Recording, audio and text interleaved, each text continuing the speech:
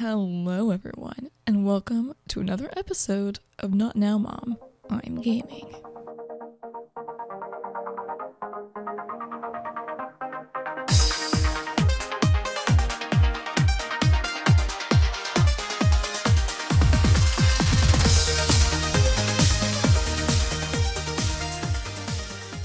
My name is Kay, and in this episode we'll be doing a gameplay review of Chapter 1 from the game Final Fantasy VII Remake. So officially I have finished this game, and I also bought Rebirth on the day it released, which is why I went through the entirety of FF7 Remake in the first place. I needed to get through it for everything in Rebirth to make sense and all that. The podcast episodes for this game will have a release for every chapter, and anyone who wants early access to these videos are able to see them before they're released to public on my Patreon, which will be linked in the description below. I'm going to try to keep up with my podcast a bit better. I know I've done a shoddy job of it so far, but I'm trying to complete games on my main gaming channel and then work with this channel. I'll be honest, I'm not sure if I'm going to 100% this remake, because a lot of bosses and even enemies whoop my ass on normal mode, and I always suffer through a lot of anxiety when games get bumped up to hard mode, but we'll see. For the time being, I'm going to say it probably won't happen, and I'm honest enough to say a lot of games won't be 100%ed by me, just because I'm not that much of a tryhard, and it can be seen as a giver-upper. But not when it came to completing the main game, because I got to watch Cloud the entire time, and who doesn't love looking at Cloud? Since the Final Fantasy VII Remake is cinematic heavy, I will be keeping in most of those scenes while giving my thoughts, but I'll try to cut out a lot of combat scenarios, especially in the future, maybe not so much this episode since it's where a lot of the tutorials will be showing up. In the meantime, I do apologize for my lack of strategy in boss battles. Cloud yells at me multiple times during the Scorpion Sentinel boss fight, and for some reason I tend to ignore him, which makes him even angrier. I'm sorry, Cloud. I'm sorry, gamers, but I can't change who I am. A shitty fighter. First off, look at this title screen. It doesn't really even give you much to go on. It's just the Buster Sword cleaved itself into the ground, and it's just there, waiting for Cloud to come on up and grab hold of it and start swinging like a badass. You can also see the materia slots on it, but they're not filled, because who knows what materia you would put in there until you play the game. It's such a simple title screen, but it's got a lot of emphasis on that sword, for good reason. I'm not normally fond of games that don't show the title on the title screen, because, you know, it's called a title screen. So there's no Final Fantasy VII Remake here. But I guess it's such an iconic game that they don't really need the title of the game in here. But I think if a game isn't well known, it should have the title on the title screen. As far as difficulty goes, you can do classic mode or the mode in which Final Fantasy VII Remake is played in. So classic is recommended if you want to focus on using commands in battle. I've never done the classic modes for this game, so I don't really know what it's like compared to how the game was meant to be played. As far as new game settings, you can do a head start, which you can begin the game with high-level characters and a hefty amount of gil, armor, materia, etc. Note the new weapons must be acquired through gameplay though, so if you want to go in the game guns blazing, I guess, you can do the new game head start. Maybe if you don't trust yourself. And then we have the bird's eye view intro.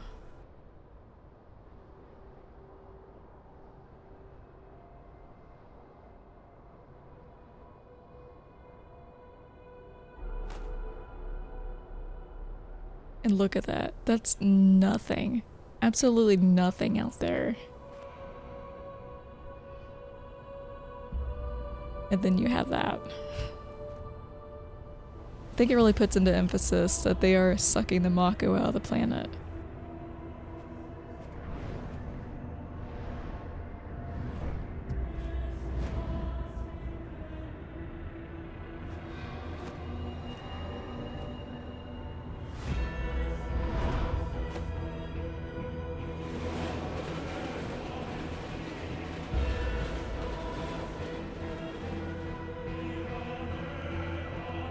I don't like how Midgar looks. You know, it's so grungy.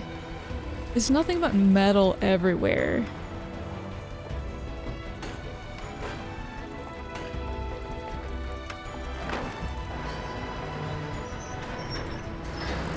It's kind of like, how could people live here? But then you got kids playing in the streets, you know, stray dogs, a playground. But it all looks so dirty.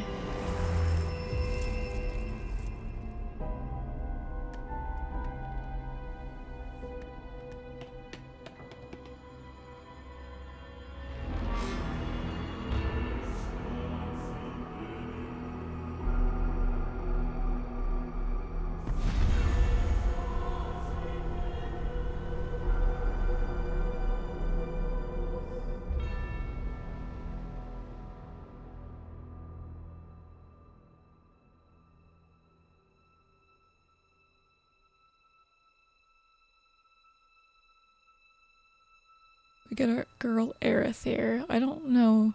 She's communing with a planet right now. I mean, clearly she's doing something, right?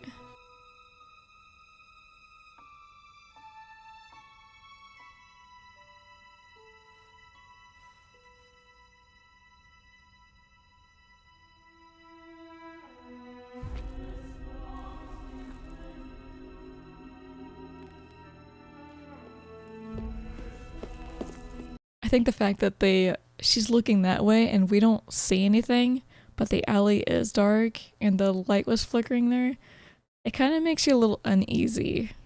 Like you don't know what she's running from, but it's just creepy.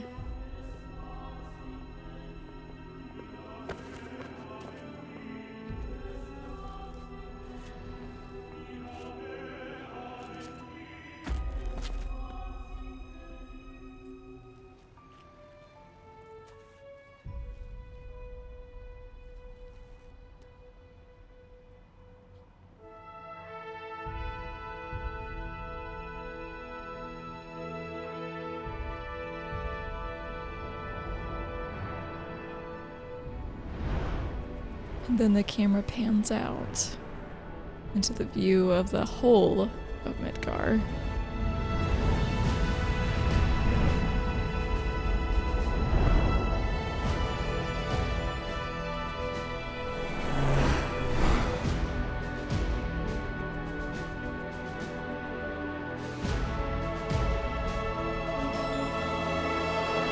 Time to drop.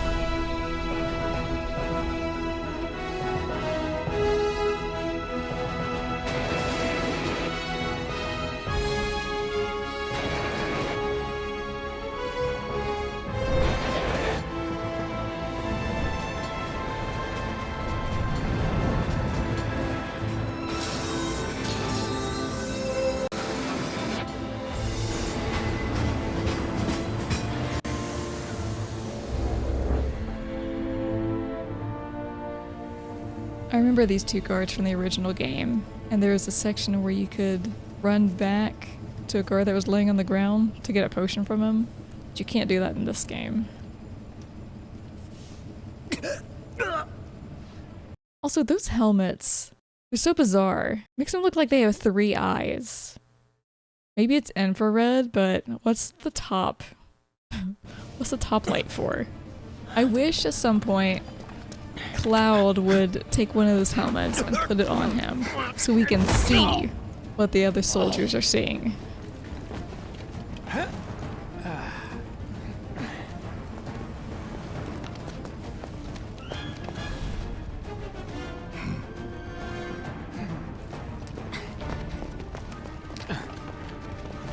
Get down here, Merc. Badass flip right there.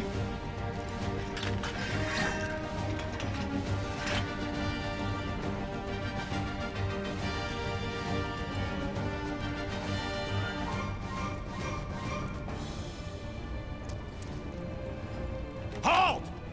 Who goes there? You're up.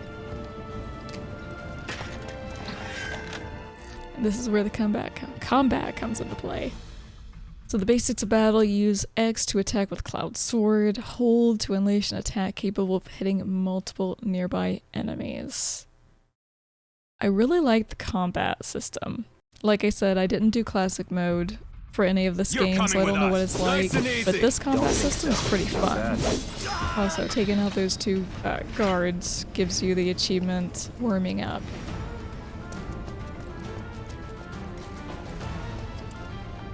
Who in the hell? Hands where I can see them! Have fun.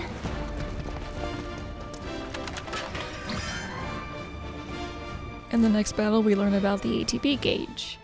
The ATB gauge fills as time passes, and by attacking with once a bar is full, your character can perform special actions. Charges can be used immediately or saved. Try to take the enemy to fill the gauge. So at the bottom of the screen, bottom left, there's 2 gray slots. Those will fill up as you attack. And depending on what move you want to use in the future, you'll need to either have 2 of those bars lit up or 1 bar lit up, basically. It's kind of something that you'll need to keep an eye on all throughout the game. And if we're using the ATB gauge, you can expend ATB gauge charges to perform battle commands such as using abilities, magic, or items. Items are normally just 1 ATB gauge. Magic, I think magic is usually 1, and abilities can use 1 or 2. At this point, Cloud's abilities are either Braver or Focused Thrust. And as you can see, you can totally miss when using an ability. So depending on the ability you're wanting to use, you'll need to be closer to an enemy. I think Focused Thrust might have been able to hit that security officer rather than Braver, because Braver is just kind of a jump up and a flip and a downward, whereas Focused Thrust will thrust forward. As far as checking data out of battle, main menu and map, when not in battle you can check the map, open menus, and new various kinds of information. View various kinds. So you can open the main menu and then press select, access the map, and check your various objectives. You'll be looking at the map a lot during some sections, especially if you get confused on the layout of things. It almost becomes an annoyance. And then this game has auto actions. So when the blue arrow icon appears, move your character close to it to automatically jump, crouch, or perform whatever other action is required. So you don't need to actually press a command in order to jump over things, you slide under them, shimmy, all that. The game just does it for you. Drop the weapon! You got this. Yeah, what he said.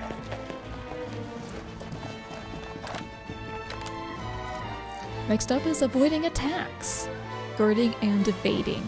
You can defend against enemy attacks by pressing right button to guard or B to evade. A successful guard reduces the amount of damage suffered and also charges your ATB gauge. You're coming with us! Can't get surrounded. Nope.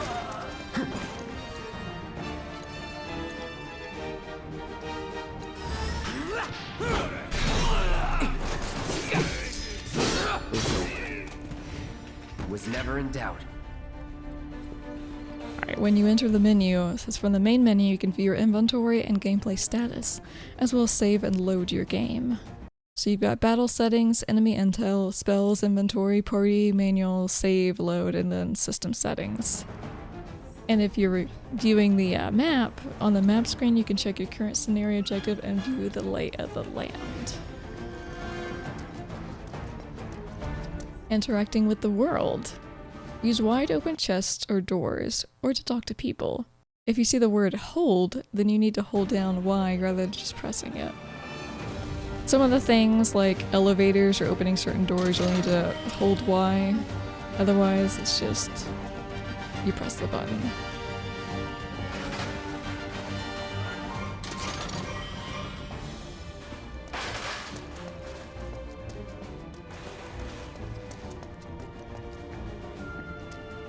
As far as destroying objects go, if you find boxes with the Shinra logo, press X to smash them with your sword.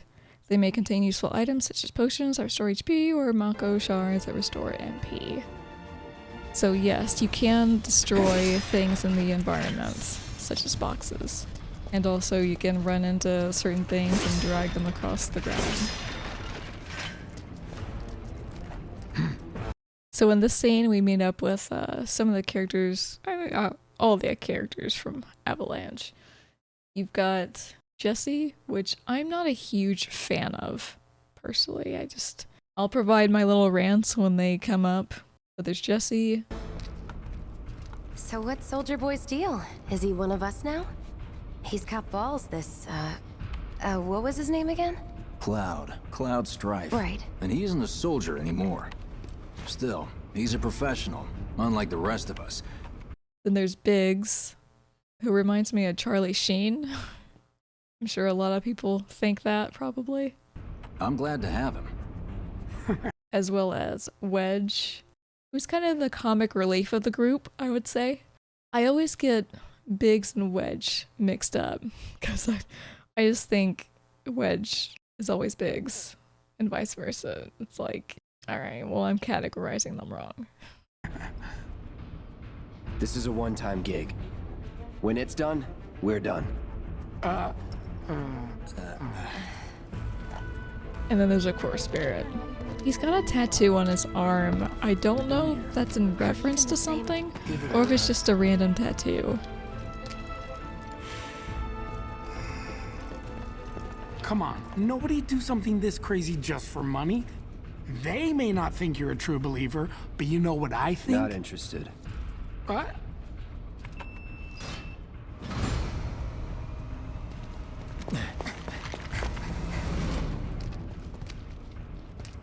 Wedge. I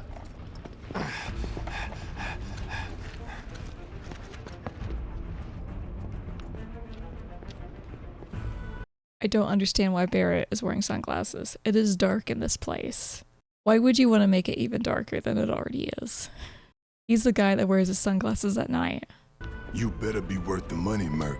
Every last gill.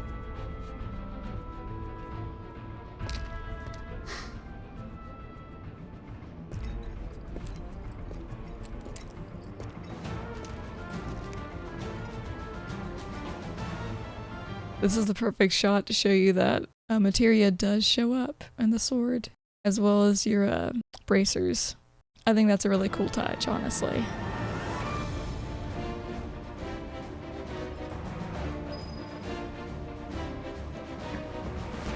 Locking onto targets. You can press the right stick to lock onto a specific target. Press right stick again to unlock.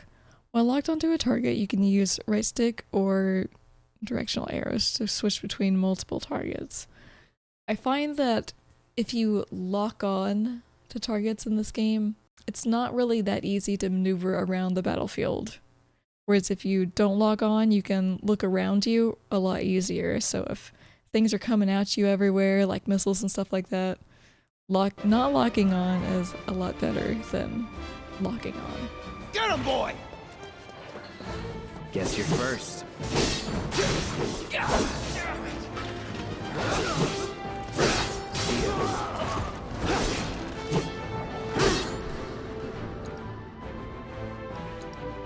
Try this. Once you stagger an enemy, you will get the achievement Staggering Start. That it? I feel like it's a tragedy when you break a bunch of boxes and there's nothing in there. It's kind of like in games where you open drawers and stuff like that and there's nothing in them. It's like, why? Why disappoint me like this? It's over. That's that. That it?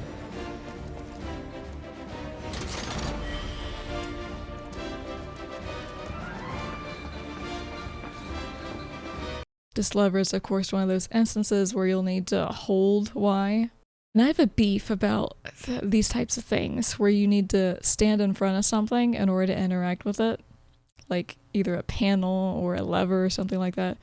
If you overshoot it a little bit, like walk to the side of the lever, you can't interact with it on either side. So you have to like just scoot Cloud over little bit by little bit until you're right in front of it and the prompt comes up. It's so annoying. It's one of the most annoying things in this game, I think.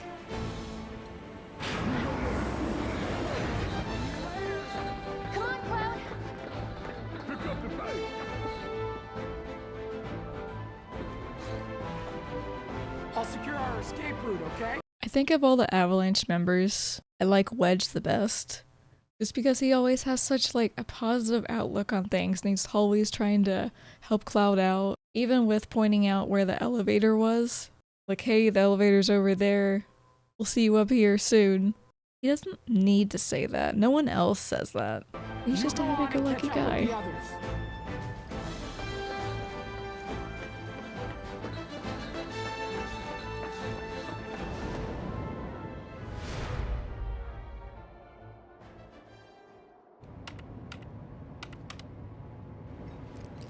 Soldiers may attack on command, but I hear they make good guard dogs too. Bet you've seen a few reactors. So how do we get to the bridge above Mako storage? Ain't holding out on me, are you? Stamp scared to bite the hand that fed him? Or is he a loyal little doggy? Have it your way, Mutt. We can do this with you, or we can do this without you. I like how they show how untrustworthy Barrett is with Cloud. Like, Barrett doesn't know anything about Cloud. At this point, we don't really know how they came to be together as a group, how Barrett found Cloud in order to pay him for this merc job. But since Cloud was with Soldier, you know, Barrett's kind of like, alright, he could still be with Soldier, helping them out and not putting everything in on helping Avalanche. Different reactor, different layout. Depends when it was built. Never seen one like this, but I'll manage.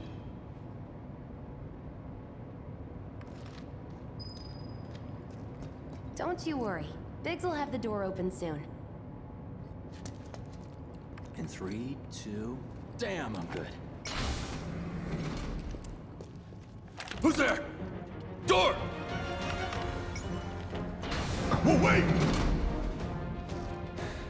Cloud's little sigh right there, like, he's just thinking of course the door would shut. It's over! That's my line. Alright, now we get into Cloud's unique ability, switching modes. Every character has a unique ability, which you can activate with Y. With Cloud's mode shift ability, you can switch between his balanced operator mode and his attack-oriented Punisher mode. Personally, I really like using Punisher mode, especially for enemies that do melee attacks. He's alone! And this is why. In Punisher mode, Cloud moves more slowly, but X unleashes a more powerful attack than usual. In addition, Cloud launches a counter blow every time he guards against an enemy's melee attack. He cannot, however, guard against ranged attacks or magic. When you evade such attacks, you will switch back to operator mode. So with melee attacks, if you are in Punisher mode and you're defending, you automatically counterattack an attack that's on you. Obviously, it's not good with people with guns as far as countering goes, but it's still really good at attacking. The downside is the movement. Then let's move. He always knows just what to say. Cut it out!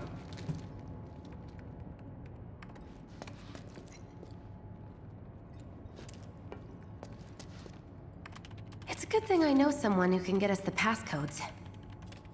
Pity no one else at command will talk to us, but what can you do?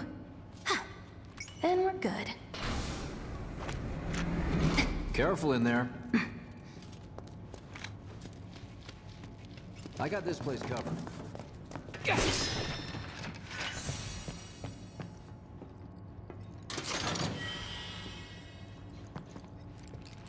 Looks like the elevator's on another floor. Mind pushing that button?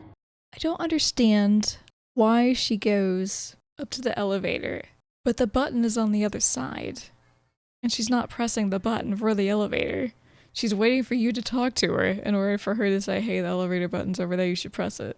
Like, why? Why do I need to press it? I'm the mercenary. So, you know Tifa, right? It's not really my business, but are you guys close? If it's not really her business, then why is she bothering to ask such a personal question? I mean, if she thinks about it, like, do we act like we're close? If we act like we're close, then maybe the answer would be a solid yes. If not, then apparently no. She's such a brown noser.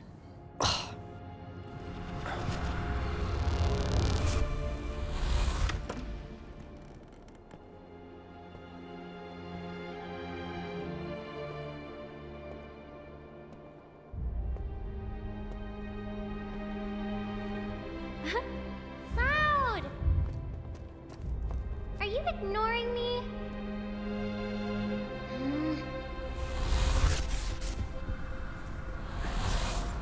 Tifa and I... He's so rude. Like, bro's gonna shove me out of the way to get in the elevator, but I'm gonna need to get in the elevator too. Unless he wants to leave without his mercenary that he's still going to pay in the end. I also can't believe someone with a gun for an arm and unlimited ammo needs to hire a merc in order to get rid of some bad guys. Bro.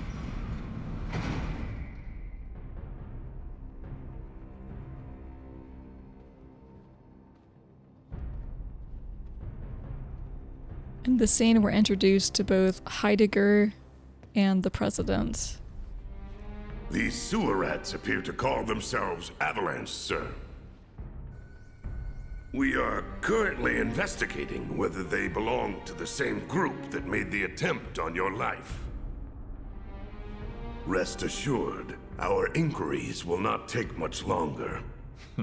The president doesn't seem too concerned that these people might have been the ones to make an attempt on his life. He's just kind of chill and watching them. And here's one of Barrett's infamous speeches regarding This bomb's Mako. sole purpose is to drain the planet dry. While you sleep, while you eat, while you shit, it's here sucking up Mako. It doesn't rest, and it doesn't care. You do realize what Mako is, don't you? Mako is the lifeblood of our world. The planet bleeds green like you and me bleed red. The hell you think's gonna happen when it's all gone, huh? Answer me! You gonna stand there and pretend you can't hear the planet crying out in pain? I know you can! You really hear that? Damn straight I do. Get help. I absolutely love these interactions between Cloud and certain characters like Barrett. Cloud just clearly, he couldn't make it any more obvious. He just doesn't care. He is in this for the money. He's being paid to do a job. Doesn't care about Mako, what's being done with it, or anything like that. I think he's a mercenary just to stick it to Shinra, you know?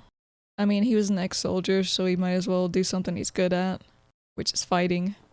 But you can definitely tell that Jessie has heard the speech a ton of times before, probably.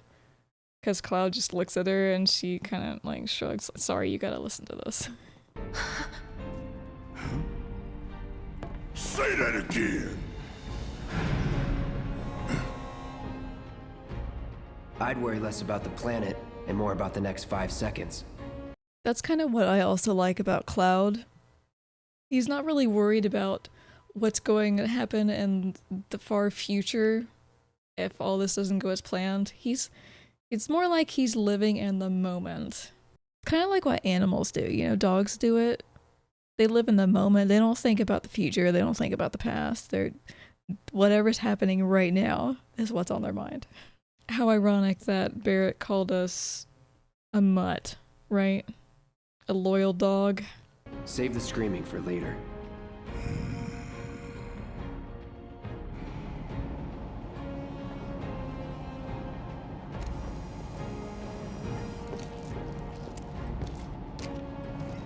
Our lives are on the line now. You listening, Merc? One false move, and that happens. Well, so much for having Cloud do all the fighting. There are some places a sword just can't reach. And again, I reiterate that Barrett has a gun as an arm with unlimited ammo.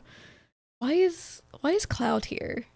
He's not even paving the way, because they're the ones going through the reactor first, and Cloud is the distraction for the soldiers coming after them, so the Avalanche group can get to the main portion of the reactor. So Cloud doesn't know his way around here, and he can only attack things within his sword's range. And you got these soldiers who don't have guns. Well, they do have guns. I messed up on that one. But for the most part, they have swords. Like, shoot them, Barrett. I guess I just don't understand how they're paying Cloud so much money when he doesn't know a lot about the layout of this place. as much as Avalanche seems to. Just bear with him for me, would you? Yeah. Should have asked for more money.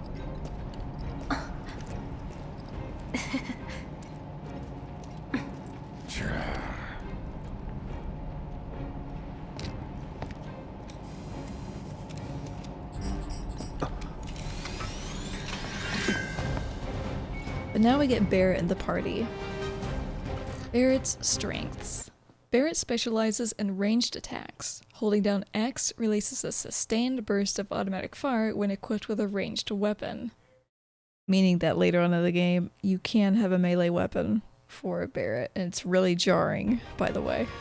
Barrett can fire from safe locations and hit enemies that Cloud cannot reach with his sword. Gonna throw your sword at him? Let the man with the gun go to work. These tin cans ain't got nothing on me.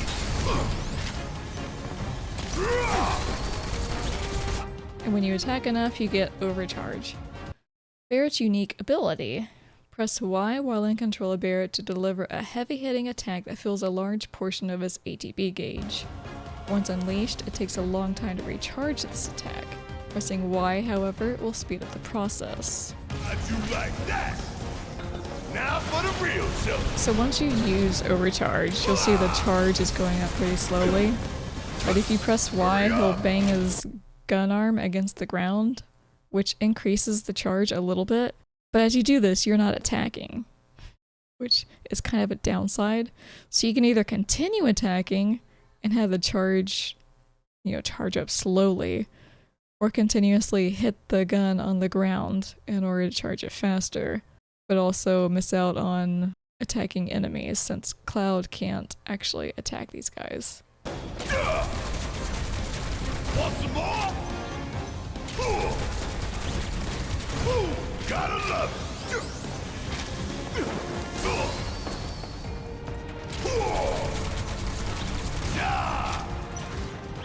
Also, during these battles, you'll notice that Barrett will attack a lot and then he'll stop attacking and he'll just stand there. That's because if you hold down the attack button, he'll attack for a certain amount of time until that ending strike, and then he'll wait for you to push down the X button again. So if you keep holding it and he's done with the first sequence, he's just going to stand there, which I think is a little weird. Why do we have to take our finger off the command button and then put it back on there for him to reinitiate the attack, It just doesn't really make sense to me. And then you can switch characters. You can switch to different characters depending on the battle situation. You can also stick with the same character and issue orders to party allies. So even as we're playing with Barrett, we can press left trigger or right trigger to issue a command to Cloud if he has an ATB gauge filled up. If not, then he can't do anything. You'll have to switch to Cloud yourself, or wait until he attacks enough in order to get an ATB charge. Bring it home! Do your job, Bert! Shut up and move over. That's that. Alright, see ya. Deal with that. Don't forget to aim. Oh yeah? How about I aim for your head? Even in combat, they banter. I love it. No time to celebrate. Sure there is. Look what we have here. The laser security system. Great. Those things will hurt more than your pride if you're careless. They'll cut you down to size and then some. But I'm guessing you've done this kind of thing before. Yeah. Figure out the timing of the lasers. Then, make a move when they cycle off. Exactly. I'll go first. Nothing like a little danger to get the blood pumping. Hey! Just keep those baby blues of yours on me. Dashing. You can move around outside a battle more quickly by holding right button to dash. Or you can press left stick once to keep dashing until you stop moving. This is nice to know for these laser sections. Also, I want to know who thought it was a good idea to have lasers on a timer, to have a certain sequence where they shut off entirely, where there is a gap for someone to get through. Why not just leave them on? God forbid you have to pay for more electricity, but still. And sometimes when you go through lasers and you stop at a certain point ahead of them, Barrett will stop behind you somewhere, sometimes in the way of the lasers. So he'll continuously get struck by these lasers because he's too stupid to move out of them. Even if you do get hit by the lasers, it's not like something that's detrimental to your health. It'll take pieces of your health away. So it's not something you really need to freak out about, but it does stun you a little bit.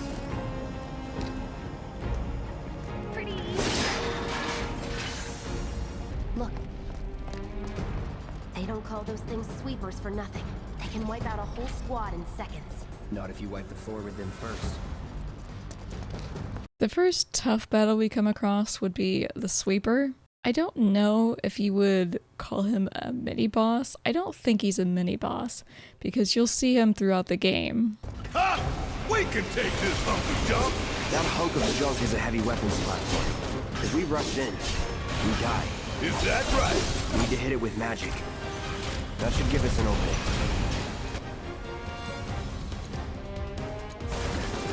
But at this point, the tutorial for staggering enemies comes up. Hitting enemies with certain attacks or dealing large amounts of damage will temporarily knock them off balance, and pressured will appear underneath their gauge. When this happens, pelt them with spells and abilities to quickly fill their stagger gauge under their life bar. So their life bar is the yellow one on top, and then the stagger gauge is the orange one underneath it. Once it is full, you can stagger them. The gauge fills faster depending on the abilities and magic used, as well as the foe's vulnerabilities. Find the most effective attack to quickly finish off each enemy. The sweeper is going to be vulnerable to lightning magic, and when you use lightning magic on it, you will get the achievement Weakened Resolve, or if you happen to exploit any other enemy's weakness at this point. Hey, stop moving! Let's pin it down. The enemy will get pressured from time to time, and when they're pressured, they kind of collapse for a moment, I guess, and don't move for a little bit. It's not the same as being staggered, but you have an opening to get more attacks out on them when they are pressured. And they don't normally stay pressured for long, depending on the enemy. Give it all you've got. Of course, it just had to get back up. So we knock it down again. No time to complain. No holding back. Unblockable attacks. When an enemy is about to use an attack that cannot be guarded against, the alert symbol will appear. Take evasive action when that mark displays next to an opponent's skill name. In this case, the sweeper will use Stomp.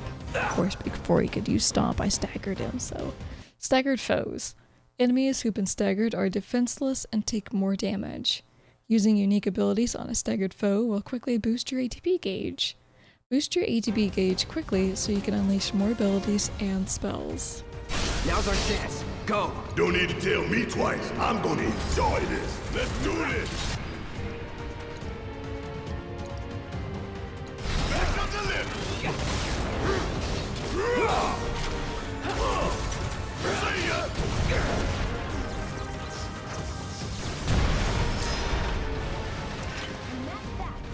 What are you, 20-something? First. Soldier first class. Doesn't go into the 20s. What the hell you talking about? I mean your age, not your goddamn rank.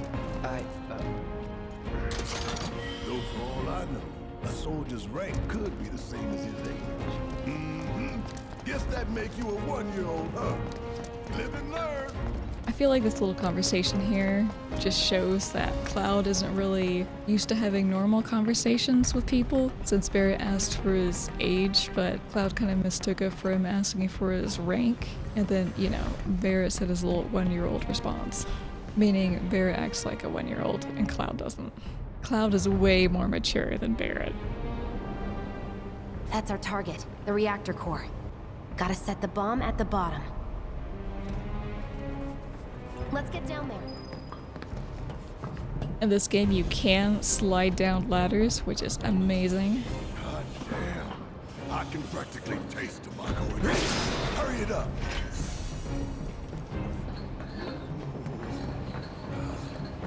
Oh, it's pounding like a jackhammer. Scared, huh? More like excited. I've been dreaming about this for years. Heads up, boys. The enemy's in sight. I leave the rest in your capable hands. Good luck. You think if we fell in, we'd sink right down to the bottom? The planet's core?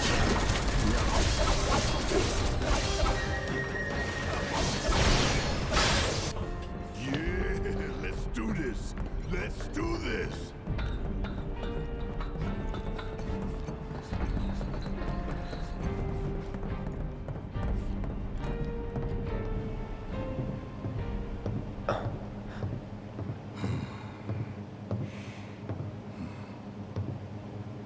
All right, let's see if little Stamp really can bite the hand that feeds. Go on, do the honors. Prove to me you're the man Tifa says you are. That you're one of us. Never said I was. I'm just here for the paycheck. Then do the damn job! Okay, that makes me think Cloud was hired in order to put the bomb on the reactor and set the timer. Is that really all he's being paid to do? Come on, Barrett.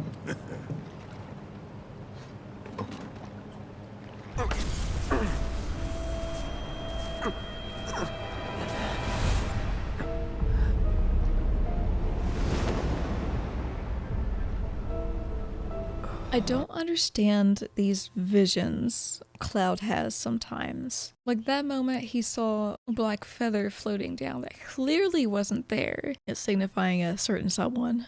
I guess I should just say Sephiroth. Everybody knows about Sephiroth, right? But why is he having these little hallucinations? What's causing it? Is it the Mako? Is it the Mako in his system or something? Or I've never really understood it. I mean, this game, the original game, was so convoluted, I was confused throughout the whole thing, so this game is no exception. What's wrong?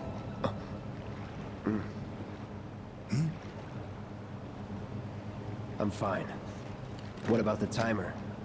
Your call, Merc. This is that iconic moment in the original game where you could choose between two options how long you wanted the timer to go on for, and I can't remember if the timer continued during the boss fight or after it. But either way with this one, whichever one you choose, the timer doesn't start until after a boss fight happens. You also get plenty of time to leave either way, so I think it's just more of a choice to see what Barrett's going to say. Pretty cocky, ain't you?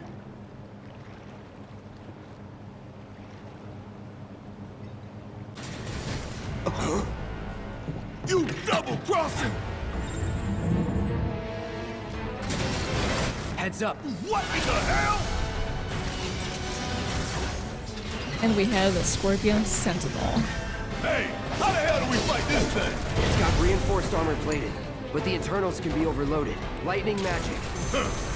No other option, huh? This is actually a pretty long boss fight, and you'll find in this game boss fights can go on for... So this boss fight for me lasted about 8 minutes, which I guess it doesn't seem that long, but when you're actually battling these bosses, it takes a while, it feels like. You don't really feel like you're doing a whole lot of damage to them.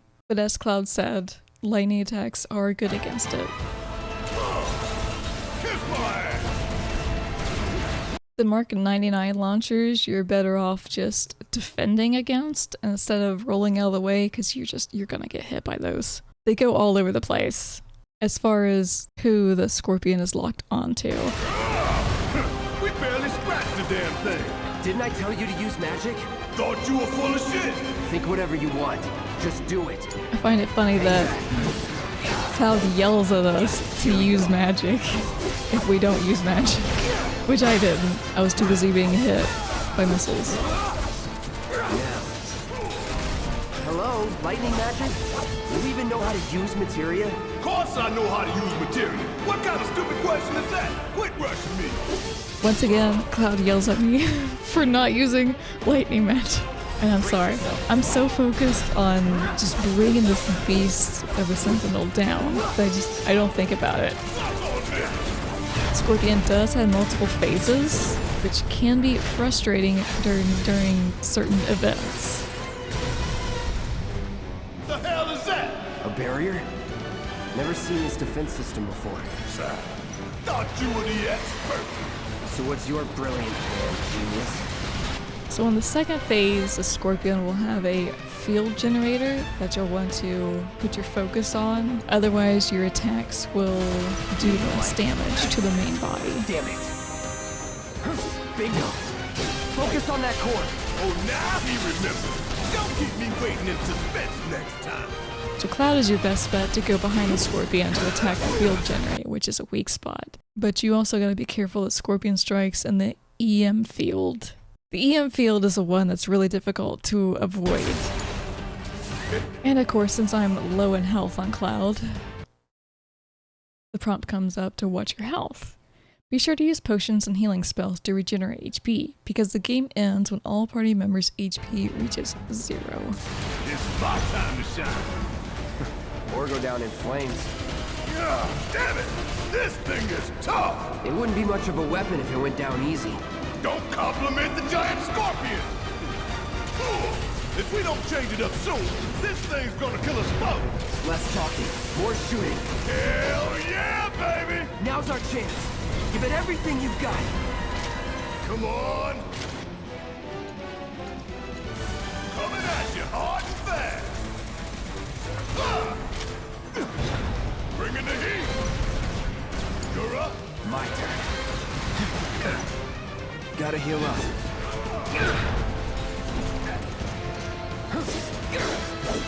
No holding back.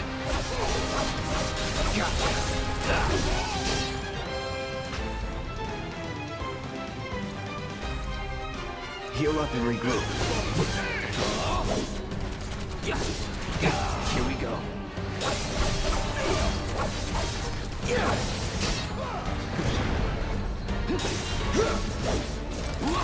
Another barrier?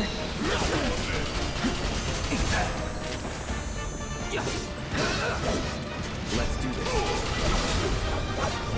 Don't overdo it. Need my help, do you?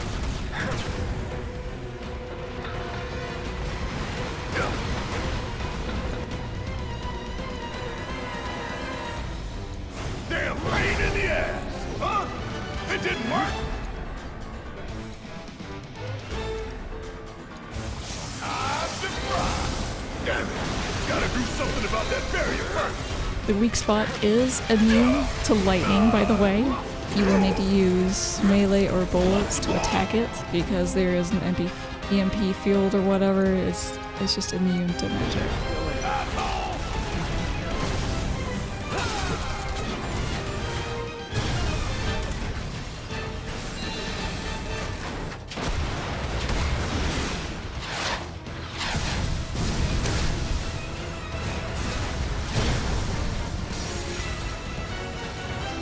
Watch the tail.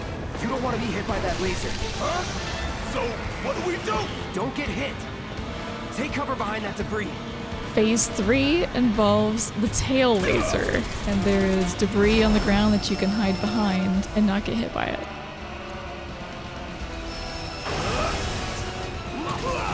It's wide open. Gonna light it up.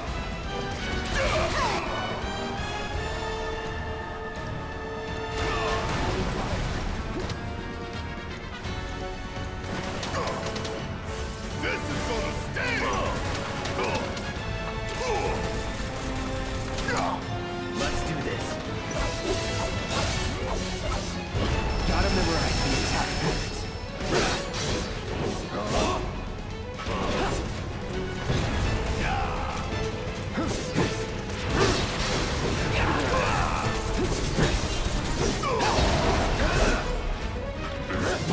Heads up! Tail laser! I see it. Then take cover already!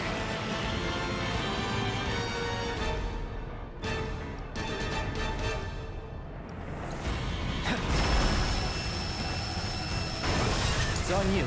Guess it's my turn. Strike now, before it fires Bring in the again. heat.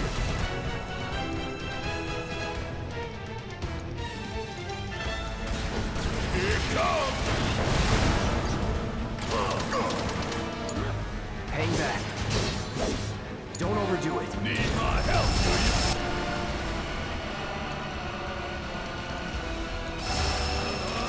Sure could use a break. Damn it!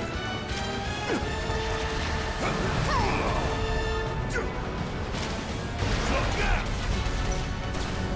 Hey, it's doing that thing again! Find cover and hunker down. Again and again and again.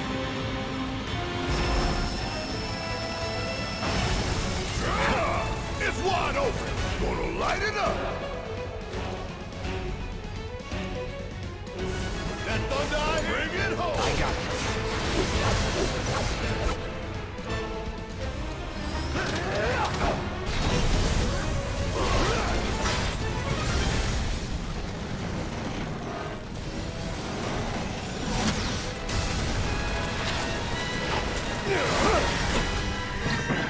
Oh, hell! What's it doing now?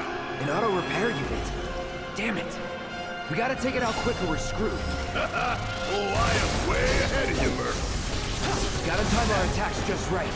Hold out until you spot an opening. Then it switched to phase, what, 4? The fourth phase? In which it auto repairs itself. And at this point, we want to attack both the right and left legs. We need to do something about these wounds. It's down! Rain hell on it! Ain't gotta tell me twice.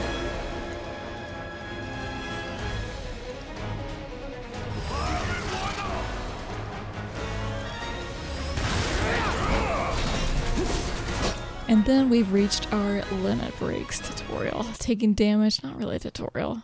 Taking damage and staggering enemies fills your limit gauge. When the gauge is full, you can use limit breaks, which are extremely powerful attacks. You do not need to spend ATP charges to use these attacks. There goes another. Now's our chance to do some real damage. You're as good as dead.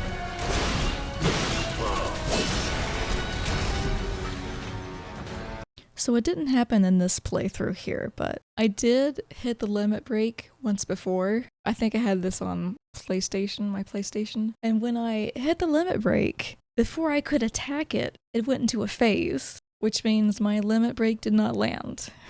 And I was so angry. I don't know which phase it was. I think it was when you jumped on the wall and started crawling on the wall. It wasn't the last phase. But yeah, I think if you use Thunder or a limit break or one of your special abilities and it goes into a scene like that, it misses. And it's really annoying because until you play the game and understand the mechanics of the bosses, you don't know if there is different phases or when they are going to happen. Obviously, I could have probably downed this guy faster if I just used Thunder a lot more. You could renew your MP with like Ether or something. I could have used it more, but I didn't. But oh well, that was your first boss. Scorpion Sentinel.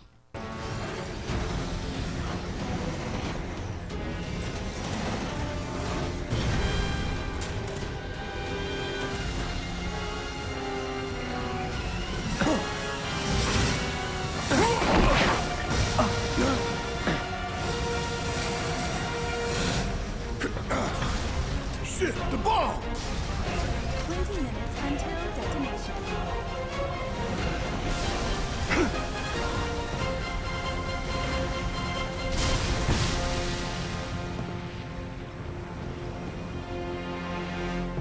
Huh, you hear that? Damn thing showed you how it's done. Come on, we've got to move. Where should be covering our way out? Go, go, go! Like I said, the bomb doesn't go down until after the boss fight. But you have plenty of time. I don't see how anyone could waste so much time that the bomb goes off. I'm kind of curious what happens, actually.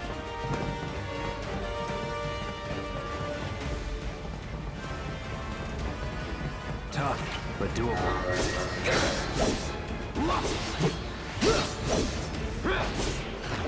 No holding back. That's that. See ya. By the way, did you notice Not Barrett bad. fucking ran off while I had to fight enemies? Yeah, thanks, buddy. You don't want to pay me.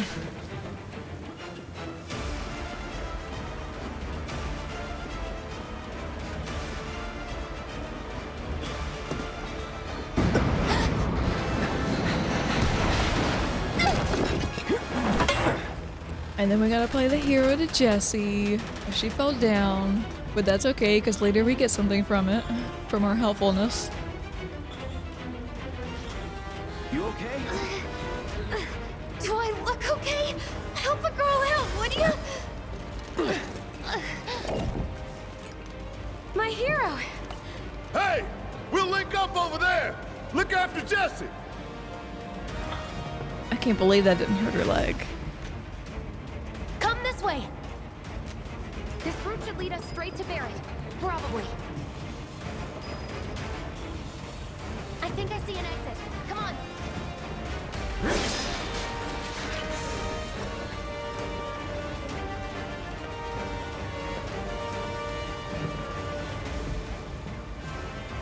Don't look back!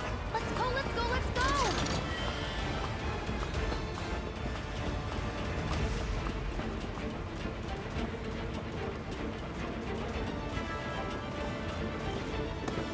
We're running out of time! Shut up and climb. You're not helping. Sorry, it keeps me focused. I'll freak out if I don't talk. Have it your way. I like that little insight into her character. I'm sure some people can level with her and know how that is. To want to talk a lot just to like not be so stressed out or afraid of something. Barrett! I've got you covered! Find us a way out of here! But then... Don't worry, I'll be fine. I've got Soldier Boy with me. X, Soldier Boy. Cloud has to remind Barrett all the time that he's an ex-soldier. I think Barrett says that just to piss him off. They're here! Take them down! We don't have time for this shit! The clock's ticking! Cool it. 5 seconds is all we need. Let's go. The others are waiting. Gotta get the hell out of here ASAP. Whoa! Hey, you're right. The shock troopers are where Cloud's Punisher mode comes in handy because they're really dodgy and they attack pretty quickly, and their counterattack is just so awesome. Don't stop now! Slam it all!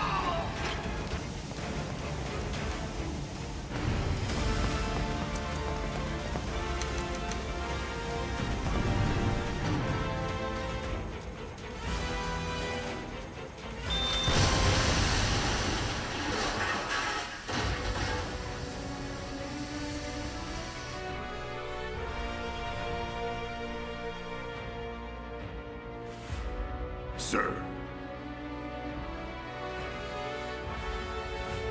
I find it amazing how Shinra made their own machines turn against their reactor and blow it up from the inside just to blame it on Avalanche. I mean, the mass amount of damage they did, and they just don't care. It's crazy.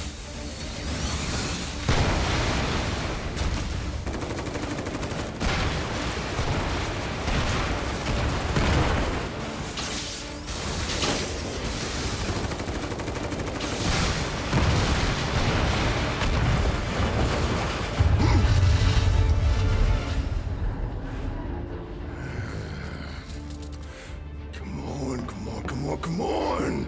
This is one of those moments where I go back to when I said Cloud is living in the moment. He's not thinking about the future, what might happen. He's just standing there, the elevator's moving, he's getting to his destination. And there's a bit of character growth here because Barrett unclenches his hand in order to try and relax and do what Cloud's doing.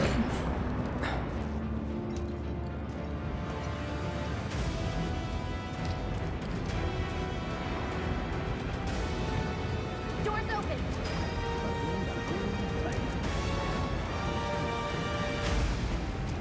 We don't have a lot of time. People. I'll be damned if Jessie doesn't fall down again. Can you walk? If I couldn't, believe me, you'd be the first to know. I'll take that as a yes. She does it for attention, I swear.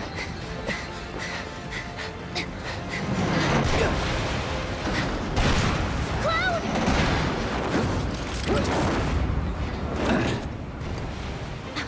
Okay, that was pretty cool. I love Cloud's look after she says that to him after this amazing jump. It's kind of like bashful embarrassment. Like, aw shucks, thanks. It was nothing. He wouldn't actually say those words, but that's what his face was totally saying. All right, come on.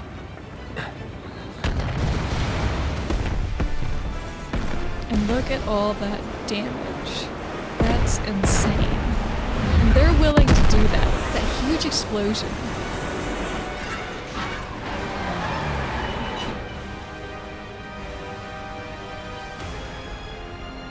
Aren't they going to have to vet the bill in order to repair all that shit? I understand wanting to take Avalanche down. Avalanche wants to take Shinra down, but good God. The amount of time to repair everything, to clear the streets, and all that shit. And that concludes Chapter 1, resulting in the achievement One-Time Gig. Well, you can definitely see the flaws in my gameplay, and even when I've got Cloud yelling instructions in my ear, I'm still liable to ignore the obvious mechanics the game's pushing me toward. That's called being hyper-focused on the fact that I'm taking damage, and I just want to clank clank and bang bang with my weapons. Plus, I ran out of MP on Barrett at some point, and because I'm a hoarder, I didn't use items like I should have for the entirety of FF7 Remake. What an ending to the first chapter though, right? I just feel like if you have people capable of doing that kind of destruction in the general vicinity, and knowing that there are other reactors that could be targeted, why on earth would you want to stick around? Take a vacation. Get out of there. I mean, I get that in the end, I don't think Shinra really cares about the goings-on in Midgar and the destruction they put it through. The whole place is kind of a front for what they really want to accomplish, and this just shows how little they care for the place they live in. By the end of Chapter 1, we've obtained 4 achievements of 63. I'm on a roll. Speaking of, grab a buttered roll as a snack before you tell the baker, "Not now, Mom. I'm gaming."